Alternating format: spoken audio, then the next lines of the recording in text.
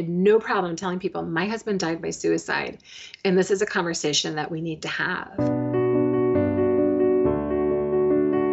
I went to Niagra University. He just happened to be my student teacher. From the get-go, I was enthralled with him. His name was Maurice, but everybody called him Mo. And he just had such a positive, wonderful outlook on life. I thought there was no way this guy is ever going to be interested in me. And lo and behold, he invited me with him and his friends to go out to one of the local cool bars.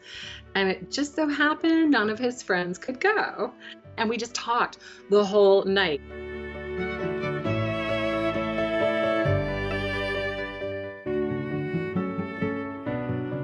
And then the following year, he deployed for Operation Desert Storm in Kuwait. And so he was gone for an 8-month period. I literally wrote him a letter every day. We moved to South Carolina after he left the service. It was a 13-year period in which we had our 2 children, and he adored his kids. Oh my gosh, they were just the light of his life.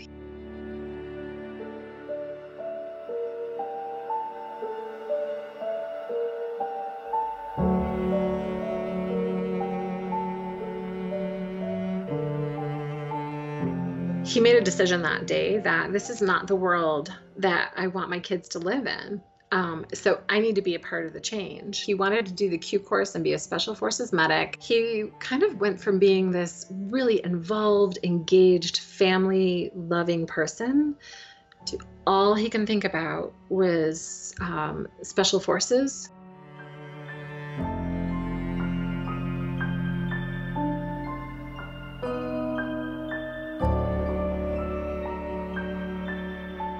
The morning it was supposed to start, he said, I can't do this.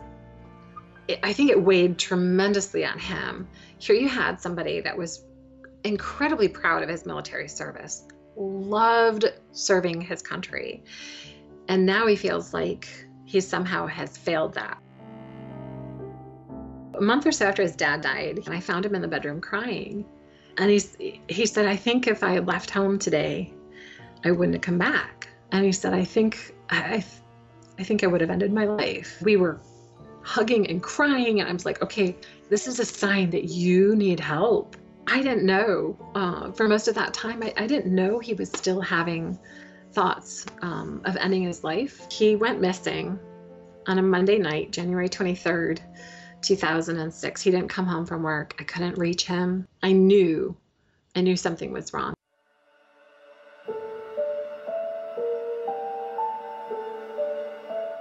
It kind of felt like that even though I knew in my heart of hearts, I had maintained some hope and so I felt like the bottom of my world just completely dropped out. I was absolutely heartbroken. I had a huge hole in my heart, but I knew somehow or another that good was going to come out of all of this. I didn't even know about the American Foundation for Suicide Prevention. I happened to see something on a community calendar about a community walk. And I was like, oh, that sounds like something I would want to do.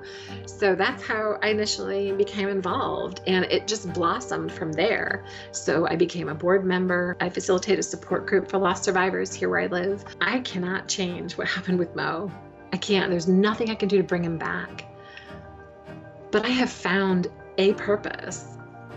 The thought that maybe, just maybe, part of what I'm doing might save somebody else's life, might educate somebody as to what those warning signs and risk factors are, what to watch for. I love it. I love working with lost survivors and being able to change that that overwhelming grief to those little tiny sparks of hope. If I were to say anything to Mo, it would be, I really wish you had stayed. But I knew, for whatever reason, that was a battle that you couldn't win or fight for in that moment, and we're okay. You gave me just a knowledge of what love feels like, just that wonderful, unconditional, accepting love feels like.